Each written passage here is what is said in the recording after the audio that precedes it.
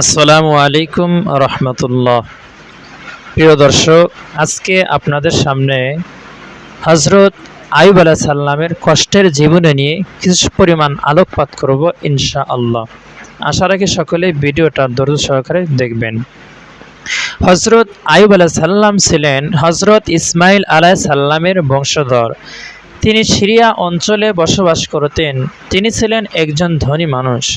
তার ছিল অনেক গবাদি পশু, জমি, বাগান, খামার আর দাসদাসী। তিনি ছিলেন দয়ালু, সদাচারী এবং আল্লাহর একনিষ্ঠ ভক্ত। তিনি গরিব দুঃখীদের সাহায্য করতেন, অতিথিদের আপ্যায়ন করতেন, কখনো অহংকার করতেন না। আইয়ুব আলাইহিস সালামের স্ত্রী ছিলেন একজন ধার্মিক ও সহানুভূতিশীল মহিলা। তাদের অনেক সন্তান ছিল।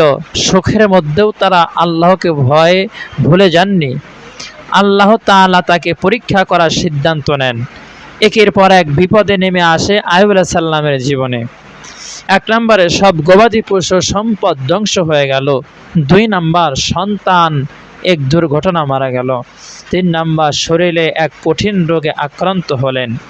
এই রোগে তার সমস্ত শরীর ক্ষত বিক্ষত হয়ে গিয়েছিল। তিনি এতটাই অসুস্থ হয়ে পড়েছিলেন যে মানুষ তাকে ঘৃণা করতে লাগলো। কেউ তার পাশে আসতে চাইতো না।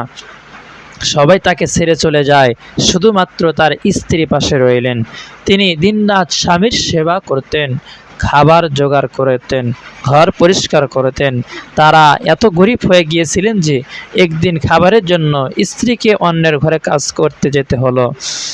একদিন আইয়ুব আলাইহিস সালাম স্ত্রীর কষ্ট দেখে আল্লাহর দরবারে কেঁদে কেঁদে বললেন, হে আমার প্রতিপালক, আমাকে কষ্ট ছুঁয়ে গেছে, আর তুমিও তো পরম দয়ালু।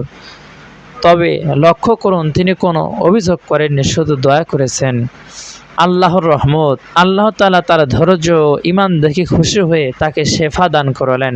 তিনি আইয়ুব আলাইহিস সালামকে বললেন, তুমি আমার পা দিয়ে মাটি আঘাত করো, সেখানে এক ঠান্ডা পানির ঝর্ণা রয়েছে, তা দিয়ে গোসল করো, পান করো। তিনি তা করলেন এবং সাথে সাথে সুস্থ হয়ে গেলেন।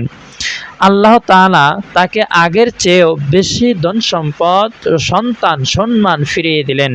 আল্লাহ বলেন, আমি তাকে তার পরিবার ফিরিয়ে দিলাম এবং তাদের সাথে আরও অনেক কিছু দিলাম আমার পক্ষ থেকে অনুগ্রহ স্বরূপ। সূরা সাদ। ধৈর্য ও বিশ্বাসের শিক্ষা।